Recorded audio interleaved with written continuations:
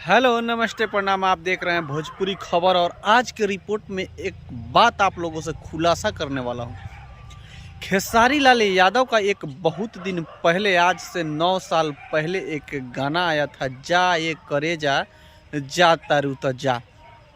इस गाने को महेश परदेसी जी ने लिखा था और ये गाना उस समय का बहुत ट्रेंड गाना था, बहुत वायरल गाना था और ये एंगल म्यूजिक से रिलीज हुआ था। इन दिनों खेसारी लाल यादव का एक गाना फिर ट्रेंड कर रहा है, सेम वही टाइटल, सेम वही चीज़। खेसारी लाल यादव और शिल्पी राज ने इस गाने को गाया है और इस गाने को लिखे हैं कृष्णा बेदर्दी जी। अगर ये गाना उस गाने के मुखड़ा से मैच कर रहा है तो कहीं ना कहीं महेश परदेसी जी को क्रेडिट मिलना चाहिए। तो खेसारी लाल और खेसारी लाल यादव के पूरे टीम को महेश परदेसी को क्रेडिट देने में कहीं नहीं कतराना चाहिए, क्योंकि ये गाना जो है ट्रेंड जो हुआ है उसी का मुखड़ा है, आज भी वायरल हो रहा है महेश परदेसी के लिखे हुए गाने पर ही।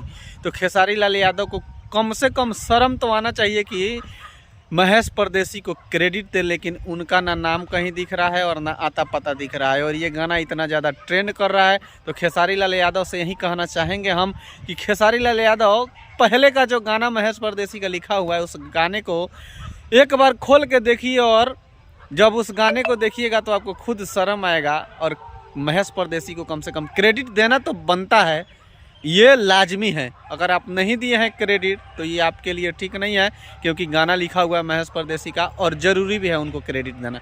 चलिए, आप लोग को ये वीडियो कैसे लगा, क्या महेश परदेसी को क्रेडिट मिलना चाहिए या नहीं मिलना चाहिए, कमेंट में ज़रूर बताएं। जय हो, जय भोजपुरी।